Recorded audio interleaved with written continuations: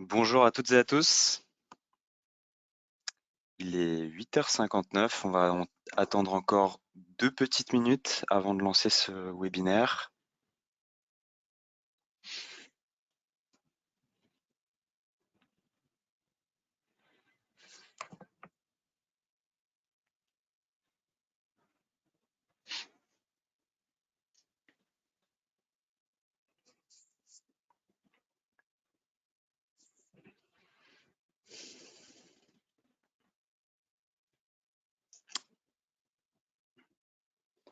Il est 9h pile. On va commencer, puis les participants vont se joindre à nous petit à petit. Alors bonjour à toutes et à tous. Bienvenue donc dans ce nouveau webinaire organisé par Sobre Énergie et par Économie d'énergie, qui est cette fois-ci donc dédié au décret Bax et plus précisément donc aux modes de financement, aux solutions de financement qui peuvent vous aider donc à vous conformer à cette réglementation que l'on va donc détailler dans la suite de cette présentation. Pour information, donc ce que nous vous proposons, c'est donc de nous envoyer au fur et à mesure de la présentation vos questions dans l'espace qui est dédié aux questions, donc pour que nous puissions y répondre au fil de l'eau. Donc je suis Robin Barche, je suis responsable commercial au sein de Sobre Énergie, donc qui est une filiale commune de la Banque des Territoires et du groupe La Poste. Et aujourd'hui, je suis accompagné d'Antoine. Bonjour à tous, merci Robin pour l'introduction. Donc moi je me présente rapidement, Antoine Poirier, responsable portefeuille client sur la partie tertiaire et industrie pour la société Économie Énergie SAS. Ouais, spécialiste des C2E depuis 9 ans maintenant. Merci Antoine. Alors un petit sommaire donc au menu aujourd'hui de ce webinaire. Alors premièrement, nous allons présenter rapidement Sobre Énergie pour celles et ceux qui ne connaîtraient pas encore notre structure. Ensuite, nous rentrerons dans les détails donc du sujet qui nous intéresse aujourd'hui, c'est-à-dire le décret Bax. Nous verrons donc quels sont les contours de cette réglementation. Nous verrons dans un point 3 ensuite que cette réglementation, en l'occurrence, peut s'avérer être particulièrement intéressante et utile pour atteindre certaines ambitions en matière de réduction des consommations énergétiques de vos bâtiments. Puis ensuite, Antoine vous présentera les différentes aides financières mobilisables justement grâce aux certificats d'économie d'énergie qui vous permettront de mettre en place les solutions adaptées dans le cadre de ce décret Bax. Et encore une fois, n'hésitez pas à nous envoyer vos différentes questions au fur et à mesure de cette présentation. Alors donc Sobre Énergie, donc je vais passer rapidement cette première partie de ce webinaire. Donc pour information, je l'ai évoqué, Sobre Énergie est une filiale commune de la Banque des Territoires, du groupe La Poste et du bureau d'études Egis. Donc notre structure a été créée il y a quelques années déjà, en 2016. Et donc en quelques chiffres clés, donc Sobre Énergie accompagne d'ores et déjà plus de 150 clients à travers la France, parmi lesquels à peu près 50% donc, de collectivités, donc plutôt d'acteurs publics, et 50% d'acteurs privés, d'entreprises, qui ont des enjeux en matière de réduction des consommations énergétiques de leurs bâtiments. Font partie donc de nos expertises, notamment les audits énergétiques, puisque nous avons réalisé en 2023 217 audits énergétiques à travers la France. Et nous accompagnons également nos clients dans le suivi des consommations énergétiques de leurs bâtiments à travers la mise à disposition d'une plateforme digitale qui va permettre non seulement donc de suivre les trajectoires énergétiques des bâtiments, mais aussi de faire des arbitrages au sein des parcs de bâtiments pour identifier eh bien, les bâtiments les plus prioritaires sur lesquels on va aller chercher des gains énergétiques les plus significatifs. Voilà, font partie également de nos expertises, la formation des occupants à travers un certain nombre d'ateliers pédagogiques et également de solutions de communication qui vont permettre d'agir sur les comportements. Alors justement, Sobre Énergie, notre leitmotiv, notre ADN tourne autour de 3 composantes essentielles. Donc les bâtiments évidemment, puisque nous agissons sur les bâtiments nous agissons sur les consommations énergétiques des bâtiments, puisqu'il y a un vrai gros levier à l'échelle nationale à activer pour réduire la consommation énergétique en France. Le deuxième élément de notre ADN, ce sont les data. Les data sont essentielles pour comprendre les consommations énergétiques de ces bâtiments. C'est pourquoi nous sommes dotés en interne d'une équipe d'experts data qui vont traiter cette donnée et qui vont la mettre à disposition pour nos clients à travers cette plateforme de suivi énergétique qui va permettre de faire un premier état des lieux des consommations. Tout cela va nous permettre évidemment d'optimiser le profil énergétique des bâtiments, d'optimiser l'aspect technique des bâtiments. Mais une fois que l'on a optimisé cet aspect technique, eh bien, il demeure un volet essentiel qui est le comportement, les hommes. Et donc, nous agissons également sur ce volet-là en parallèle pour faire en sorte que techniquement, mais aussi d'un point de vue comportemental, tout est aligné pour générer les gains énergétiques les plus significatifs au sein d'un parc de bâtiments. Et donc, je l'ai évoqué, c'est aujourd'hui plus de 150 clients que nous avons à travers la France, aussi bien des acteurs du privé, notamment donc, dans le secteur du retail et dans le secteur de l'automobile, où nous comptons un certain nombre de partenaires. Et évidemment dans le secteur public où on retrouve beaucoup d'agglomérations, de villes de toute taille, ainsi que certains établissements publics qui nous font confiance dans leur démarche de réduction des consommations énergétiques. Voilà pour ce qui est de la petite introduction pour vous présenter Sobre Énergie. Maintenant, nous allons rentrer donc dans le vif du sujet, c'est-à-dire le décret BAX qui nous intéresse aujourd'hui. Alors, donc, pour commencer, le décret BAX en fait s'inscrit dans un corpus de réglementation qui concerne les bâtiments et plus précisément les consommations énergétiques des bâtiments. L'une des réglementations, disons, incontournables de ce corpus, c'est bien évidemment le décret tertiaire qui aujourd'hui concerne un grand nombre d'acteurs publics et privés en France, puisque ce décret tertiaire concerne les bâtiments à usage tertiaire de plus de 1000 m². Alors ce décret tertiaire, tout le monde le connaît aujourd'hui, mais il est accompagné d'autres réglementations qui vont de pair avec ce décret tertiaire. On peut penser notamment donc, à la loi DADU qui concerne plutôt des entreprises du privé et qui impose donc aux entreprises de plus de 250 employés ou avec un chiffre d'affaires de plus de 50 millions d'euros et un résultat de plus de 43 millions d'euros de faire des audits énergétiques approfondis tous les 4 ans. Donc c'est une loi qui fixe des obligations donc plutôt de moyens, donc des audits énergétiques. Il y a d'autres lois également qui fixent des obligations de moyens. On peut penser à la loi APER pour accélération de la production d'énergie renouvelable, qui impose également de mettre en place des systèmes d'énergie renouvelable sur des bâtiments de plus de 500 m². Et vient également compléter donc ce corpus de réglementation, le décret BAX qui nous intéresse aujourd'hui. Alors le décret BAX, qu'est-ce que ça signifie? Ça signifie Building Automation and Control System, en français GTB, gestion technique des bâtiments. Et donc ce décret impose sur certains bâtiments à usage tertiaire, on le verra par la suite, donc quel est le périmètre exact, donc sur certains bâtiments à usage tertiaire, de mettre en place des gestions techniques des bâtiments.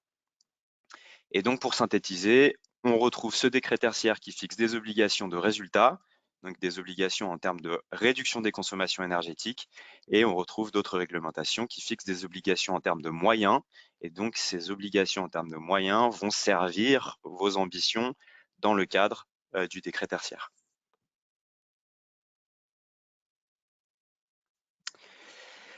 Donc les attendus du décret BAX. Alors pour commencer, le décret BAX, eh bien, quels sont finalement les bâtiments qui sont concernés par ce décret BAX? Eh bien, l'assujettissement au décret BAX se conçoit au niveau des systèmes CVC de votre bâtiment, donc des systèmes de chauffage, ventilation et climatisation.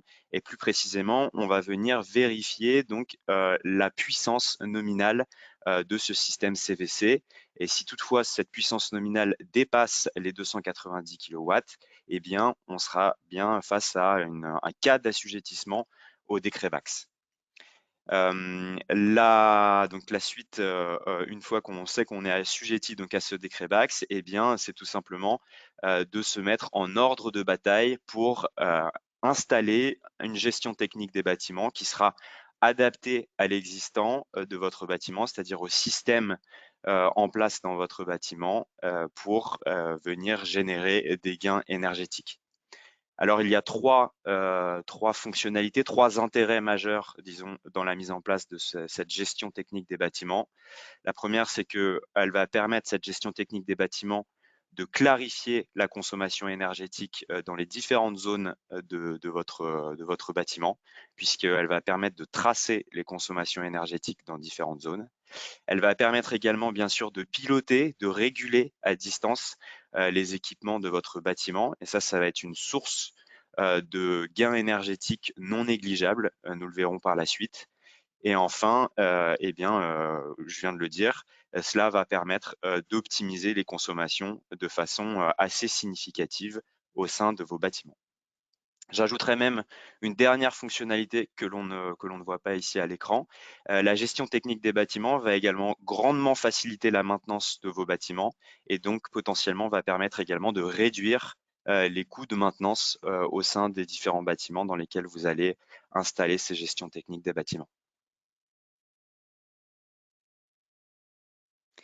Alors, quelques échéances à maintenir, à garder à l'esprit. Disons, la date majeure à garder à l'esprit, c'est donc le 1er janvier 2025, puisque au 1er janvier 2025, tous les bâtiments donc, qui ont une puissance, qui ont un système CVC avec une puissance nominale de plus de 290 kW devront être équipés d'une gestion technique des bâtiments. Donc c'est 2024 résolument qui est l'année charnière de ce décret Bax, puisque c'est au cours de cette année 2024 que vous allez pouvoir mettre en place finalement une stratégie qui va vous permettre d'avoir la GTB la plus adaptée à votre contexte.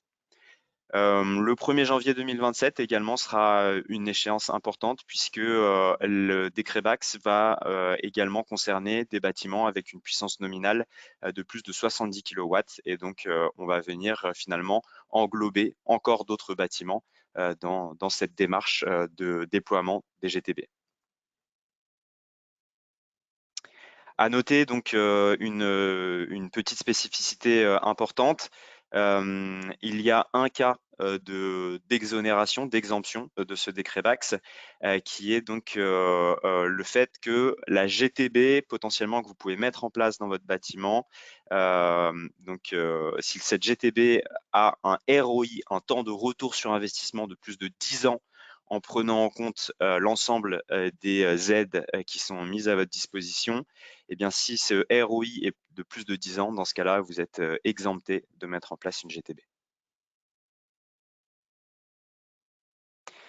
Alors la GTB, donc la gestion technique des bâtiments, elle va se décomposer en plusieurs classes, plus ou moins performantes. Alors on va retrouver dans un premier temps donc la classe D, qui finalement est une gestion technique des bâtiments qui est extrêmement basique, qui va simplement permettre des systèmes, disons, on-off, arrêt ou marche de vos équipements dans le bâtiment. Donc, on sera vraiment sur quelque chose de très basique qui sera malheureusement qui ne vous permettra pas de vous mettre en conformité vis-à-vis de ce décret Bax. Donc, c'est à partir de la classe C que on va pouvoir être mis en conformité vis-à-vis du décret Bax. Et là, on va rentrer dans des systèmes de régulation qui vont être un petit peu plus intéressants, qui sont jugés standards à partir de cette classe C. Sur la classe B, là, on va rentrer donc sur des systèmes de régulation des systèmes, des équipements de votre bâtiment un petit peu plus avancés, avec la possibilité notamment de faire des réglages par pièce de vos bâtiments, des réglages notamment des paramétrages de vos systèmes de chauffage, ventilation, climatisation, ou encore de vos systèmes de chaude sanitaire. Et enfin, la classe A qui est la classe finalement la plus la plus poussée, avec le plus haut niveau de performance énergétique, eh bien cette GTB de classe A, elle va vous permettre en fait de faire du paramétrage, du pilotage de vos équipements les plus énergivores dans votre bâtiment en temps réel, puisque cette GTB de classe A est associée au déploiement notamment de capteurs d'ambiance et de capteurs de température. Et donc, il va y avoir un réglage en temps réel de vos systèmes CVC, notamment par rapport à la température qui est perçue, qui est mesurée par vos capteurs d'ambiance. Donc, il y a une vraie plus-value sur cette GTB de classe A qui peut permettre de générer des gains énergétiques extrêmement significatifs.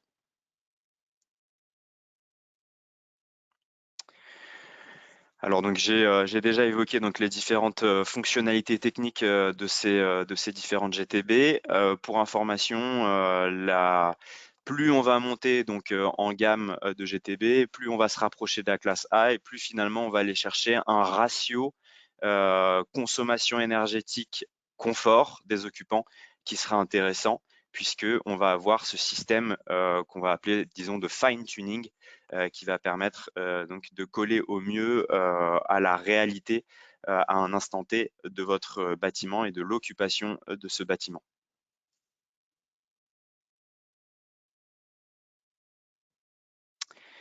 Alors donc le décor étant dressé, maintenant qu'on a clarifié quels étaient les contours de ce décret Bax, eh bien va se poser la question de tirer profit finalement de ce décret Bax pour venir non seulement générer des gains énergétiques substantiels dans vos bâtiments, mais également servir votre stratégie, notamment décret tertiaire.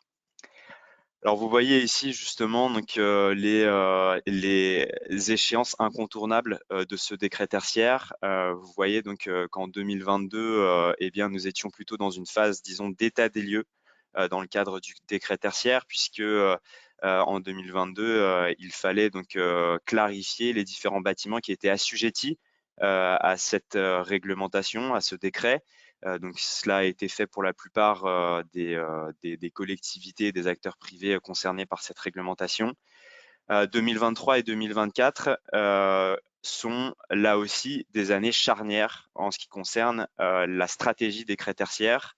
Et c'est là donc que le décret Bax revêt tout son intérêt. C'est qu'en mettant en place donc une gestion technique des bâtiments qui va vous permettre de vous conformer vis-à-vis de ce décret Bax, eh bien vous allez pouvoir également servir votre stratégie décret tertiaire en faisant une grande partie du chemin pour atteindre les 40% d'économie d'énergie fixées par le décret tertiaire en 2030. Vous pourrez même, on le verra par la suite, aller encore plus loin que ces 40% potentiellement en, disons, faisant un certain nombre d'ajustements techniques qui vont venir en complément de la mise en place d'une GTB dans vos bâtiments. Je ne sais pas, Nathalie, si aujourd'hui, si on a des questions jusqu'ici. Pas de questions pour le moment. Tu peux poursuivre. Bon, très bien. Alors donc cette GTB, au-delà des considérations donc évidemment réglementaires en rapport avec le décret Bax et le décret tertiaire, elle permet également de générer des gains énergétiques à très court terme. En effet, dans le cadre du plan de sobriété fixé par l'État, donc on estime qu'on peut aller chercher des économies extrêmement significatives à l'échelle de la France. Et donc, ça va permettre également cette GTB d'avoir un pilotage beaucoup plus fin, beaucoup plus flexible des systèmes les plus énergivores dans un bâtiment. Et donc, potentiellement, cela va permettre d'éviter de saturer les réseaux et d'aller baisser les consommations énergétiques des bâtiments en période de pointe. Alors cette GTB, pourquoi est-ce qu'elle est particulièrement intéressante et pourquoi c'est un levier qu'il faut activer pour aller chercher les objectifs du décret tertiaire? Eh bien tout simplement parce que cette GTB, elle va concerner les systèmes les plus énergivores dans un bâtiment. Le chauffage, notamment, représente plus de 50% des dépenses énergétiques dans les bâtiments tertiaires. Donc, c'est l'ADEME qui souligne ce chiffre clé. Et donc, en allant mettre en place une GTB qui va permettre d'optimiser les consommations énergétiques des systèmes de chauffage, eh bien, on va finalement agir là où les gains énergétiques sont les plus faciles à aller chercher dans un bâtiment. On a trop tendance également à croire que pour améliorer le profil énergétique d'un bâtiment, il faut nécessairement faire des travaux qui vont être très lourds sur l'enveloppe bâtimentaire notamment. On pense souvent à des travaux d'isolation, mais sachez que l'exploitation est également un volet à ne pas sous-estimer et qui va permettre de réduire de façon très significative les consommations énergétiques sans forcément faire des gros travaux, mais plutôt en agissant à l'échelle des équipements au sein d'un bâtiment. Et donc, on peut aller chercher 15 voire 30% de gains énergétiques au sein d'un bâtiment sur ce volet exploitation.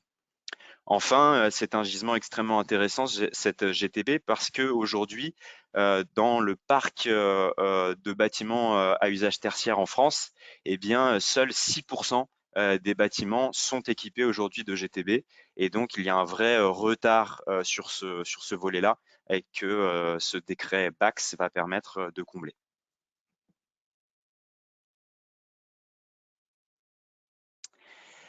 Alors atteindre les objectifs réglementaires forcément avec une GTB de classe A, on l'a vu, qui est la GTB la plus poussée, qui va vous permettre de faire des paramétrages, des pilotages en temps réel de vos systèmes les plus énergivores dans votre bâtiment. On va pouvoir atteindre moins 30% de consommation énergétique en moyenne. La classe B également s'avère particulièrement intéressante puisqu'elle elle présente disons un compromis, un bon compromis entre coût de mise en place de la GTB et gain énergétique en allant chercher 25% de gain énergétique. Et enfin, la classe C qui est un petit peu plus, disons, limitée en termes de fonctionnalité, mais qui peut malgré tout permettre de se conformer au décret BAX et qui va permettre également d'aller chercher 10% de gain énergétique. Sachez que les chiffres qui sont affichés dans cette slide sont relativement conservateurs puisque entre la classe A et la classe B, on estime qu'on aura un différentiel de 5 à 15% en termes de gains énergétiques. Donc ici, on a mis moins 25% et moins 30%, mais l'écart peut même être encore un petit peu plus important entre une classe A et une classe B.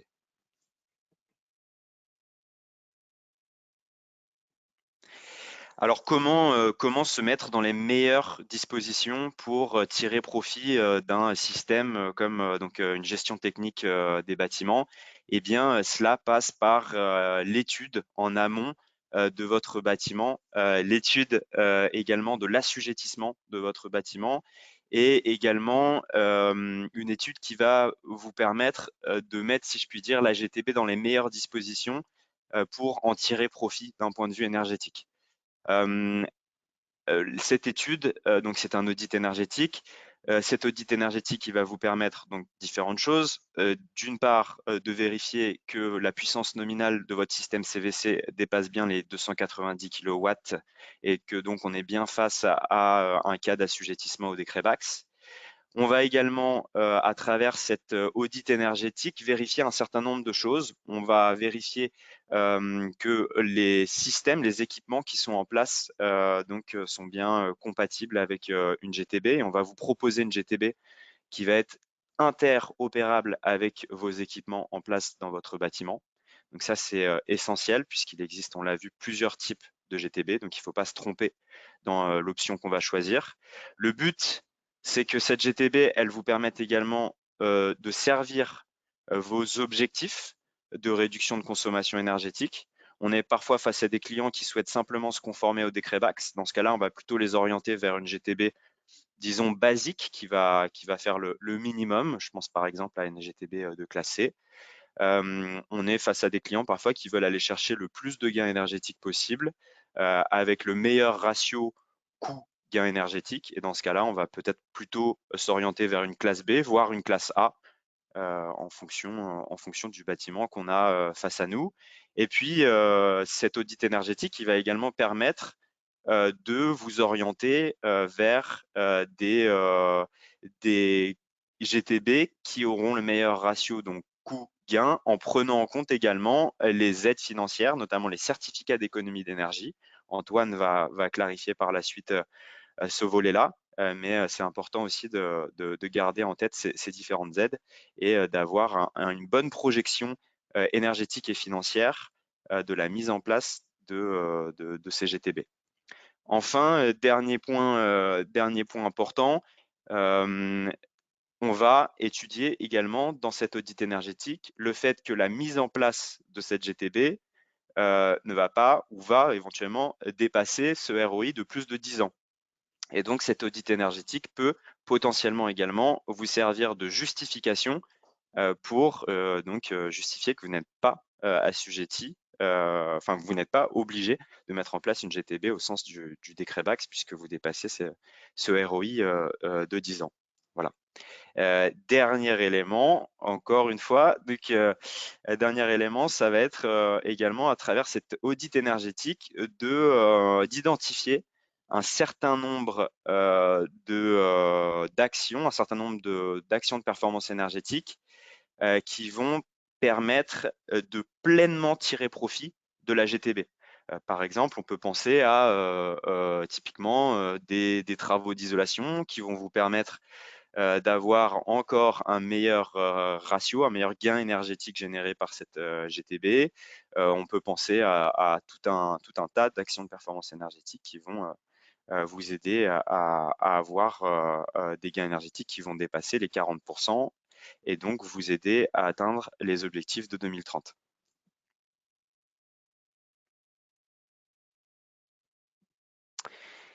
Alors, voici les différents critères pour dimensionner sa GTB. Justement, c'est l'audit énergétique qui va permettre de mieux dimensionner cette GTB. Donc, je l'ai évoqué. Premièrement, vérifier l'assujettissement au décret BAX. Une fois qu'on a vérifié cet assujettissement, le but étant de lister, d'identifier tous les équipements qui peuvent être rattachés à ce système GTB pour que ce système GTB vous aide à réduire un maximum vos consommations énergétiques. Le but derrière, après, est d'avoir une interface optimisée, interopérable avec donc cette GTB. Et enfin, donc, identifier des actions complémentaires qui vont venir en complément de la mise en place de cette GTB pour tirer pleinement profit de cette GTB et vous permettre d'avoir des gains énergétiques les plus importants possibles pour réduire vos dépenses, mais également atteindre les objectifs du décret tertiaire. Alors l'audit énergétique, il est évidemment intéressant à l'échelle d'un bâtiment. Il devient encore plus intéressant quand il est réalisé à l'échelle d'un parc de bâtiments et que derrière vous avez l'interface vous permettant de voir toutes les actions de performance énergétique préconisées dans les différents audits à l'échelle du parc audité. Puisque en ayant cette vue, disons, consolidée des actions de performance énergétique à l'échelle du parc audité, et bien derrière, vous allez pouvoir mettre en place un plan pluriannuel réfléchi, pertinent, qui va donc vous permettre de prendre les bonnes décisions à court, moyen et long terme. D'où l'intérêt de digitaliser vos audits énergétiques dans une plateforme de suivi énergétique pour derrière prendre les bonnes décisions et c'est ce que nous vous proposons de faire chez Sobre Énergie. Ici, nous vous avons mis un petit cas client intéressant donc, sur un audit énergétique qui a été réalisé sur un bâtiment de 2400 m². Et donc, on s'aperçoit que eh bien, la préconisation d'une gestion technique des bâtiments sur ce bâtiment permet de réduire les consommations énergétiques de l'ordre de 10%, avec un ROI qui est intéressant, un ROI donc, à 4 ans qui est relativement court. Et ce qu'il faut surtout retenir de cet exemple, c'est donc les aides également qui peuvent exister en termes de certificats d'économie d'énergie qui vont permettre de réduire ce ROI. Et là où ça devient donc encore plus intéressant, eh bien, c'est que sur ce même bâtiment, on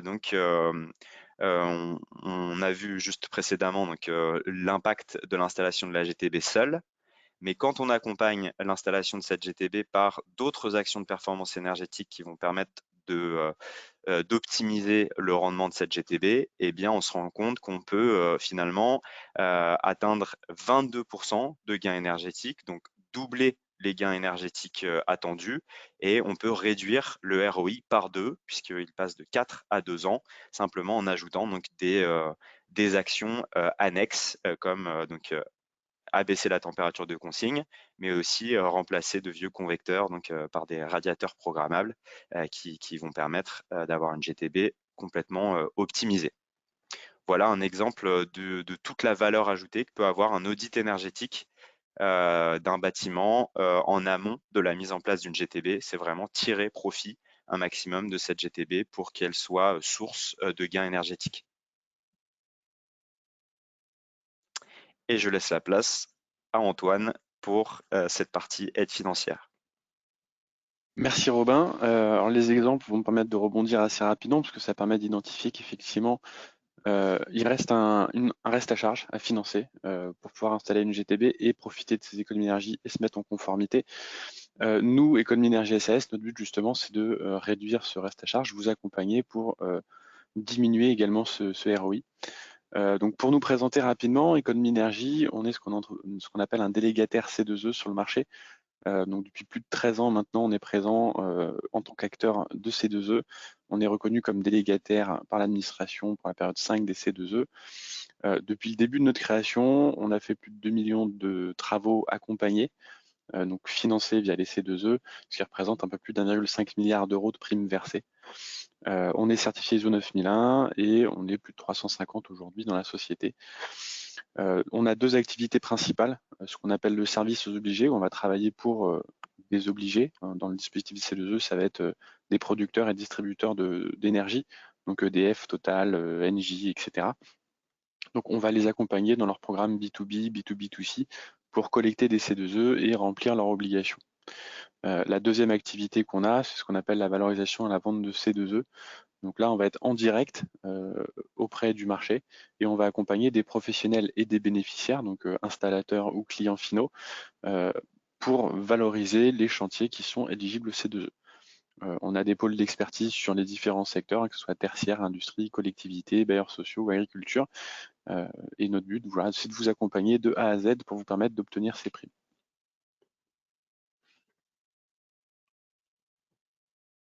Ok, donc on va parler coûts rapidement. Donc l'idée c'est pour vous de vous présenter un petit peu combien ça coûte d'installer une GTB et comment les C2E peuvent vous aider à financer cette installation. Alors on a volontairement pris des fourchettes un petit peu hautes. Le but c'est aussi de vous présenter le coût d'installation d'une GTB qui va être de qualité. Il faut savoir que quand vous avez des obligations réglementaires de ce type-là, vous avez des opportunistes qui vont venir sur le marché vous vendre du matériel peut-être un peu moins cher, mais sûrement moins performant que ce qui existe normalement sur le marché actuellement. Donc voilà, c'est de la technologie assez aboutie. On verra dans les exemples plus tard que, en fonction de la typologie de bâtiment ou de la volumétrie des travaux, de toute façon, on fait des économies d'échelle et on va assez rapidement se séparer de ces coûts-là. Donc, ce qu'il faut retenir aussi, c'est distinguer deux types de technologies, ce qu'on va appeler la GTB Lite et la GTB filaire. La GTB filaire, c'est la GTB historique. Voilà, tout est relié par des câbles et des fils quasiment. Donc vous avez pas mal de travaux, de grosses œuvres à faire pour la mise en place de ce genre de GTB. Notamment, il peut y avoir des saignées dans les murs, dans les plafonds, ce genre de choses. Donc ça vient un peu rajouter au coût des travaux. L'installation d'une GTB Lite, elle, est moins coûteuse puisque vous avez la plupart des organes de cette GTB qui vont être sans fil, pilotés par Bluetooth ou Wi-Fi. Ça nécessite par contre plus d'entretien. C'est-à-dire que vous avez des capteurs qui sont sans fil mais qui sont sur batterie ou sur pile. Si jamais les piles ou les batteries ne sont pas remplacées à temps, le système de pilotage ne va plus fonctionner. Donc voilà, c'est pas forcément aussi pérenne, mais ça coûte moins cher et ça nécessite plus d'entretien. Donc voilà, comme disait Robin, il faut voir vraiment en fonction de vos besoins, de la typologie du bâtiment, quelle va être la technologie qui va être la plus intéressante pour vous.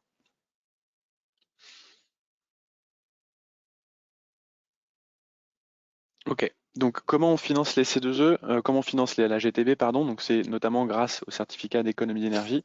On a une opération standardisée qui s'appelle la fiche BAT-TH 116 qui permet de valoriser l'installation d'une GTB de classe A ou B. Donc on disait tout à l'heure que la classe C c'était une mise en conformité par rapport au décret BAX. Les C2E, eux, viennent récompenser une surperformance par rapport à la norme du marché. Donc le but, c'est de favoriser, d'inciter les gens à aller sur de la classe A ou B, donc plus performante, pour générer encore plus d'économie d'énergie.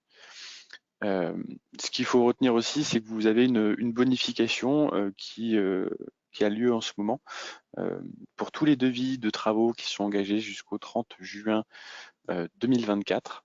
Vous pouvez bénéficier d'une multiplication, un coefficient multiplicateur sur le montant de la prime.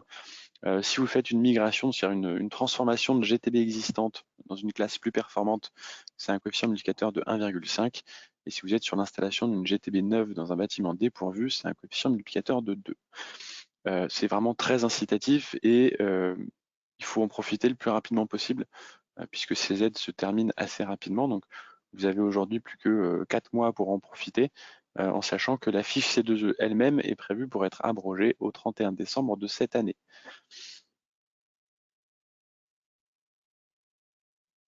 Voilà, ce qu'il faut retenir également, c'est que donc la GTB, les fiches C2E sont éligibles pour des bâtiments existants depuis plus de 2 ans. C'est-à-dire qu'un bâtiment neuf ne peut pas profiter des primes C2E. Par contre, un bâtiment qui est existant peut en bénéficier.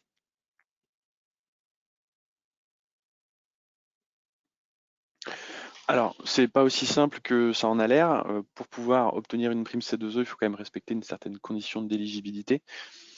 La première condition, ça va être que la GTB, elle pilote au minimum le chauffage. Voilà, ça, c'est vraiment le, le minimum. C'est-à-dire que si la GTB ne pilote pas le chauffage, mais qu'elle fait que la climatisation ou que l'éclairage, il n'y aura pas de prime C2E à obtenir.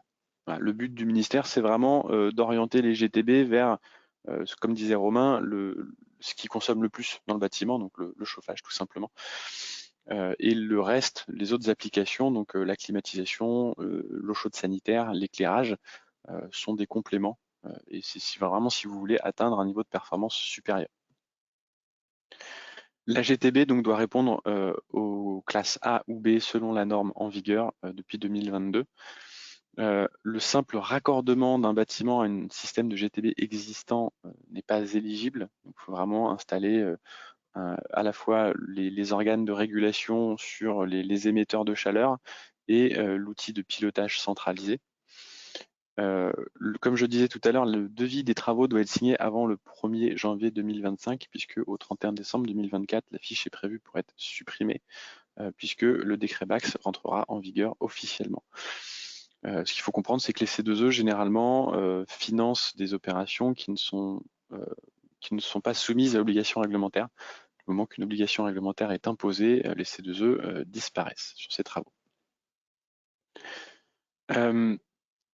Alors, juste, excuse-moi, si tu peux revenir avant, on était sur les critères de calcul de la prime. Donc, la prime, elle varie en fonction de plusieurs critères. D'une part, la zone climatique sur laquelle vous vous situez. Donc, c'est 3 zones H1, H2, H3.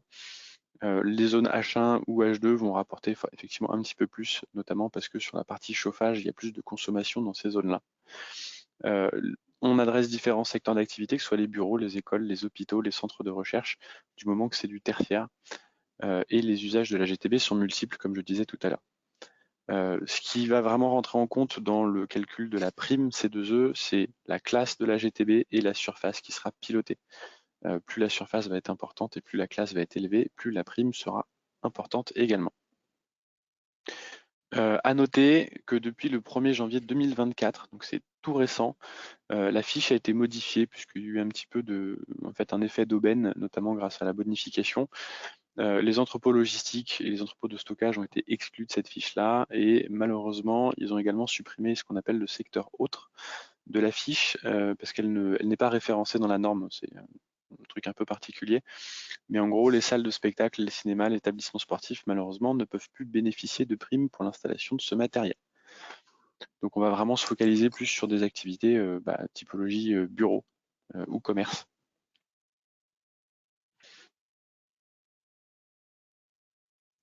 Alors, comment on fait pour obtenir la prime concrètement?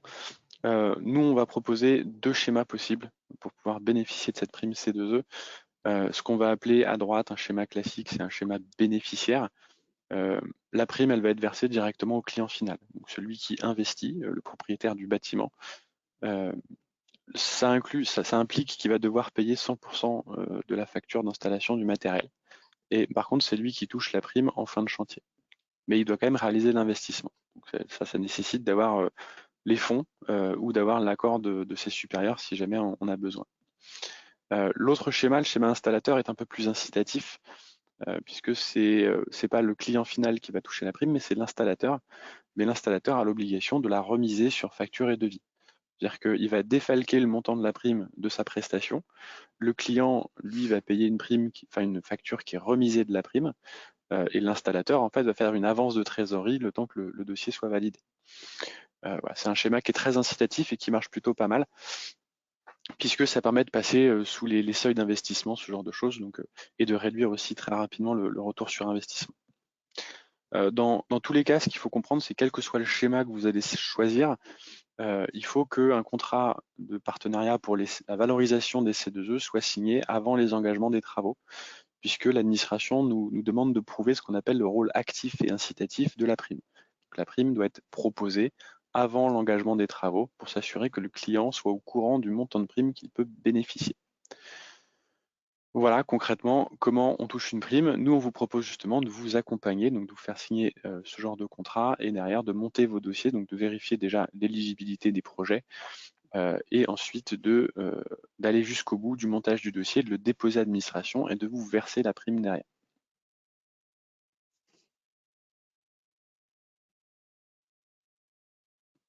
Donc, ce qu'il faut comprendre, c'est que pour pouvoir obtenir cette prime-là, il y a un mode opératoire à respecter.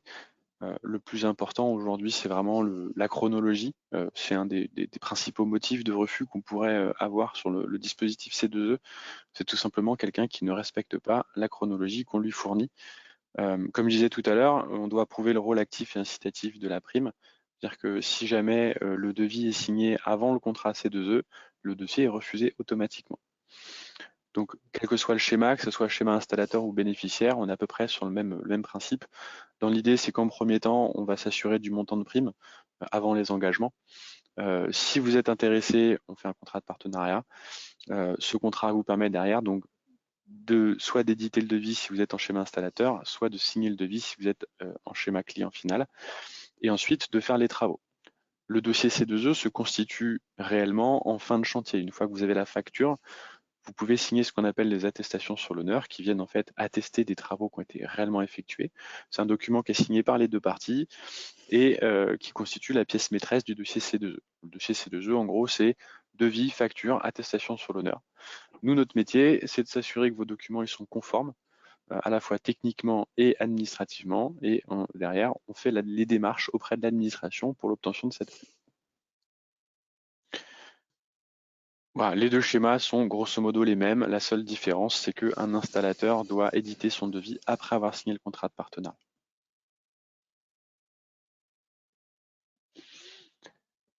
Là, on va rentrer un peu plus dans le concret. L'idée, c'est de voir combien ça coûte et combien peut rapporter les C2E, donc quel est le taux de couverture.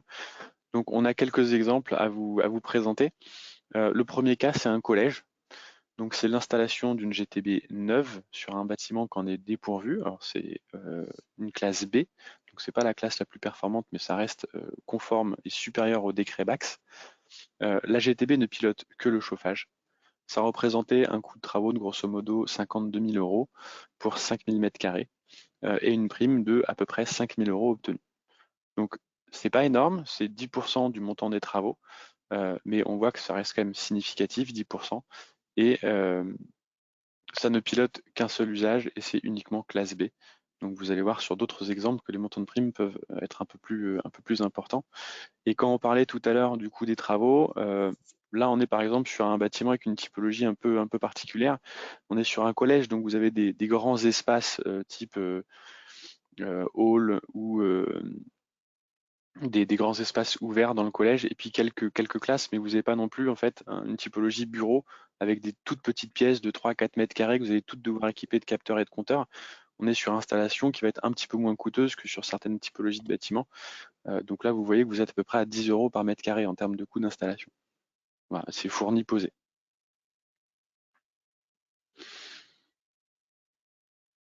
Alors le deuxième exemple est un petit peu différent. Donc là, on est sur du multisite. L'idée, c'est d'avoir une GTB avec un mode supervision qui permet de piloter en fait les différents établissements à distance. Là, on installe une GTB de classe A dans des concessions automobiles. Alors encore une fois, on va être sur une typologie de bâtiment qui est assez peu coûteuse. Forcément, hein, c'est les chantiers qui se vendent le plus vite, donc c'est ceux qu'on a valorisés en premier. On est toujours à peu près sur un peu plus de 10 € par mètre carré.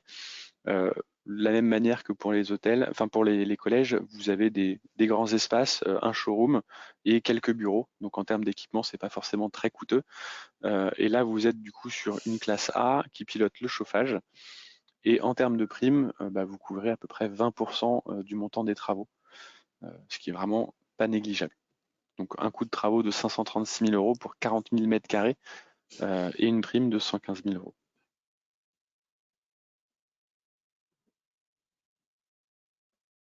Le troisième cas, c'est un bâtiment de bureau. Là, on va voir que c'est un petit peu plus coûteux en termes d'équipement. On se rapproche plutôt du 20 € par mètre carré. Pourtant, on est sur une GTB de classe B, mais alors on va piloter 3 usages cette fois-ci.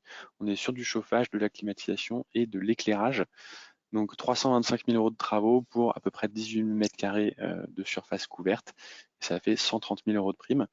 En taux de couverture, là, on est à quasiment 30% ou plus. Donc le reste à charge pour le client, une fois que la prime est obtenue, vient vraiment diminuer le ROI très fortement. Donc ça montre que, alors en l'occurrence, ce chantier-là, je crois qu'il a profité de la bonification GTB. Donc ça permet vraiment, il aurait pu avoir que 65 000 € à la place s'il n'avait pas eu la bonification. Donc c'est pour vous donner une idée de l'intérêt de vous engager assez rapidement dans ces démarches-là pour pouvoir bénéficier de ces primes un peu plus élevées. Et le dernier cas, je crois, ouais, c'est un hôpital. Alors là, on n'est pas sur de l'installation de GTB neuve comme sur les 3 cas précédents, on est sur une migration de GTB existante, donc une amélioration de classe. On passe de classe D à classe B.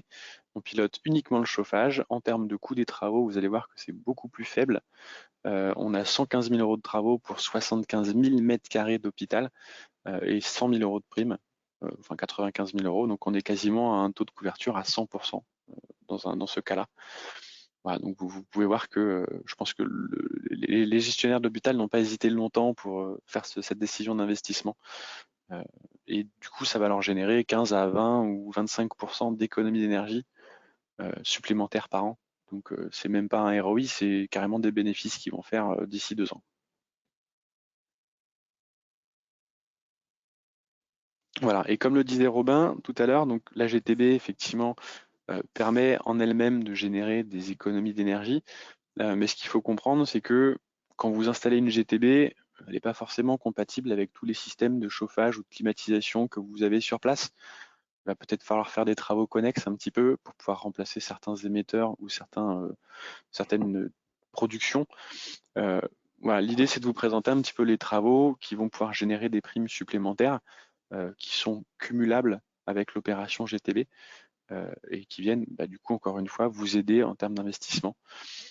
Donc on peut parler de travaux sur les ventilations mécaniques, que ce soit simple flux ou double flux, les remplacements de chaudières par des pompes à chaleur par exemple, des systèmes de déstratification d'air qui permettent d'homogénéiser les températures dans des gros volumes en mètres cubes, des ventiloconvecteurs haute performance, donc là c'est plutôt les unités terminales, tout ce qui va être cassette, unité gainable, ventiloconvecteur, l'isolation des réseaux hydrauliques, également un gros générateur d'économie d'énergie, ou des points singuliers, tout ce qui est vannes ou robinet. Et enfin, le changement des vannes de régulation sur les unités terminales, donc les ventiloconvecteurs, qui peuvent également être cumulables avec la GTB et qui rapportent pas mal de primes. Voilà, l'idée, comme disait Robin, c'est de voir un petit peu quel est le bouquet de travaux qui conviendrait en fait à votre bâtiment pour pouvoir vraiment optimiser et tant qu'à faire, se mettre en conformité à la fois avec le décret BAX et le décret tertiaire. Voilà, le but, c'est vraiment de se dire, profitez des aides aujourd'hui pour vous mettre en conformité avec les deux décrets, plutôt que de se dire, je repousse l'investissement, et au final, dans 1 an ou dans 2 ans, il n'y aura plus de prime C2E, et vous allez payer 2 fois plus que ce que vous auriez pu payer aujourd'hui. Voilà un petit peu l'idée. Les C2E, vraiment, vous aident à l'investissement à un moment X. Si la fiche disparaît, vous n'avez plus ces primes-là. Donc, voilà, méfiez-vous.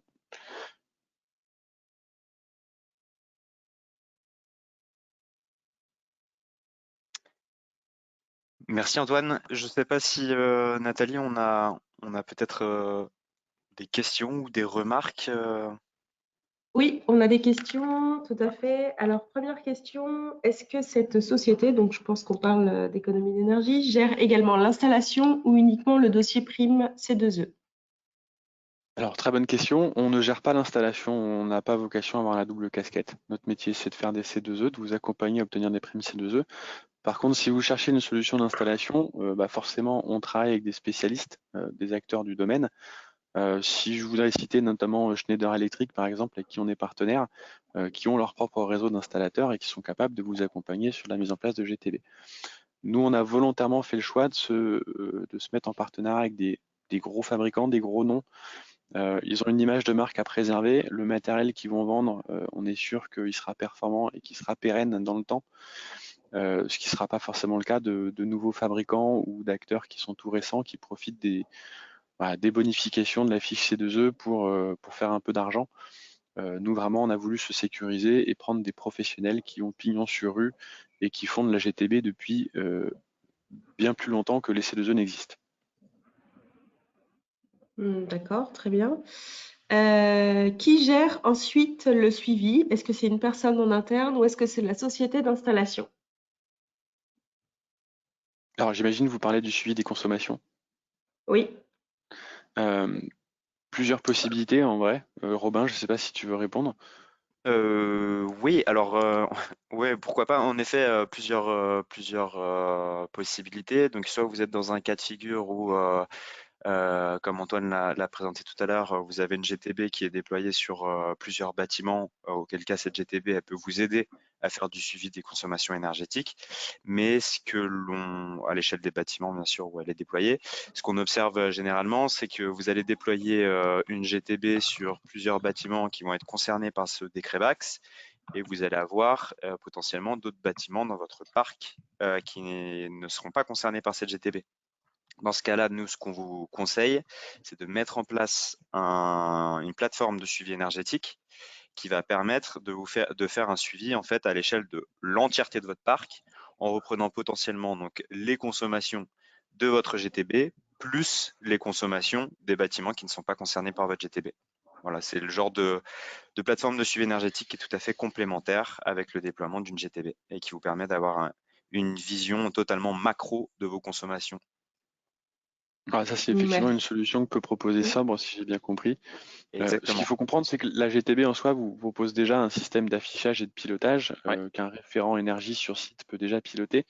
Mais effectivement, les solutions que peuvent proposer Sobre vont vous apporter un pilotage un peu plus macro, avec une vision avec plus de recul pour pouvoir piloter notamment différents bâtiments ou adapter la programmation de la GTB en cas de besoin. L'idée, c'est aussi de comprendre que les GTB sont des outils qui sont adaptatifs, notamment si vous allez sur de la classe A. C'est des outils qui vont apprendre en fait des modes de consommation du bâtiment et qui vont automatiquement mettre en place des régulations qui vont correspondre au mode d'occupation du bâtiment. Merci. Alors, une autre question. Est-ce que pour la programmation des températures par pièce, on pourra le faire librement, le modifier? Alors, il y a toujours la possibilité de modifier. L'idée, c'est que la GTB, elle va vous permettre de mettre en place des programmations horaires ou des programmations en fonction de l'occupation. Ça peut être automatisé ou pas automatisé, mais dans tous les cas, vous pouvez toujours effectivement, avec un thermostat dans la pièce, régler la température du convecteur. C'est juste que le convecteur va s'éteindre quand vous sortirez de la pièce. Et vous allez juste vous adapter la température de consigne, c'est-à-dire qu'au lieu de dire j'aurai 18 degrés dans la pièce en température de consigne, vous mettez 20 parce que vous avez un petit peu froid, et automatiquement la GTB va s'adapter, va allumer le chauffage 15 minutes plus tôt pour vous faire atteindre 20 degrés au lieu de 18, mais vous aurez toujours un système de régulation qui sera en place. D'accord, merci. Alors, une question assez intéressante aussi. Je comprends que la cible est constituée de bâtiments tertiaires. Est-ce que ce périmètre est identique à celui des bâtiments soumis au décret tertiaire? Alors c'est une question intéressante en effet. Il se trouve que, alors grosso modo oui, puisqu'en fait il y a une équivalence, si vous voulez, entre la superficie donc du décret tertiaire qui est donc de plus de 1000 mètres carrés pour les bâtiments concernés, et cette fameuse puissance nominale du système CVC qui est de 290 kW pour ce qui concerne le décret BAX. En fait, grosso modo, vous allez retrouver cette puissance nominale sur des bâtiments de plus de 1000 mètres carrés. Néanmoins, il peut demeurer certaines exceptions, disons, et c'est pourquoi nous vous conseillons de faire une petite étude en amont, un petit audit qui va vous permettre de vérifier l'assujettissement ou non de votre bâtiment à ce fameux décret BAX. Très bien, merci. On a répondu à la question, mais je la propose quand même. Le monitoring est-il obligatoire? Donc, mise en place d'un logiciel permettant l'analyse des données. On y a un peu répondu. Oui, alors le monitoring, donc au sens de la mise en place d'une GTB, il va être obligatoire pour les bâtiments qui sont concernés par ce décret BAX et donc qui ont une puissance nominale du système CVC qui dépasse les 290 kilowatts. Comme évoqué pendant ce webinaire, il se trouve que vous avez plusieurs options de GTB, plus ou moins avec des fonctionnalités plus ou moins poussées. Et donc, vous n'êtes pas dans l'obligation de mettre en place la GTB la plus poussée. Il convient de faire une petite étude pour voir quelle est finalement l'option la plus intéressante dans votre cas de figure en termes de GTB. Merci. Alors, on a une question un peu plus précise, un peu plus technique. Est-ce que les systèmes de secours sont à prendre en compte dans la puissance totale? Alors oui, en effet, c'est une question. Je ne sais pas, Antoine, si tu as des éléments de réponse sur. Alors, moi, j'aurais des éléments de réponse, mais plutôt orientés C2E. Nous, dans les C2E, historiquement, les équipements de secours ne sont pas éligibles C2E. Donc, voilà, par extension, je dirais qu'ils doivent pas être inclus puisque ils sont pas utilisés en permanence toute l'année. Ils viennent uniquement en secours quand vous avez une défaillance sur le matériel qui est existant. Donc, je veux pas dire de bêtises, hein. Nous, en tout cas, dans les C2E, on les prend pas en compte. Pour le décret BAX, je vous avoue, je suis pas spécialiste. Pour ma part, si je devais répondre à cette question, je dirais qu'alors la première question à se poser, c'est ce que c'est évidemment ces éléments, enfin oui, ces éléments de secours sont directement liés à votre système CVC. Déjà, c'est la première question à se poser. Et si oui, si oui, je pense qu'en effet, ça vaudrait la peine de creuser si on les prend en compte ou pas dans notre calcul. Je peux adresser la question justement à un de nos experts internes et vous revenir avec une réponse au plus vite. Merci. Bon, j'ai l'impression qu'on a fait le tour des questions. À tous ceux qui demandent, effectivement, le replay sera envoyé. On vous enverra aussi les coordonnées des deux intervenants. Et pour ceux qui demandent à être recontactés, ils le seront dans la journée. Voilà. Merci à tous. Merci à toutes et à tous. Passez une bonne journée et puis n'hésitez pas si vous avez des questions à nous contacter. Merci. Bonne journée. Merci, Merci, bonne au revoir. journée.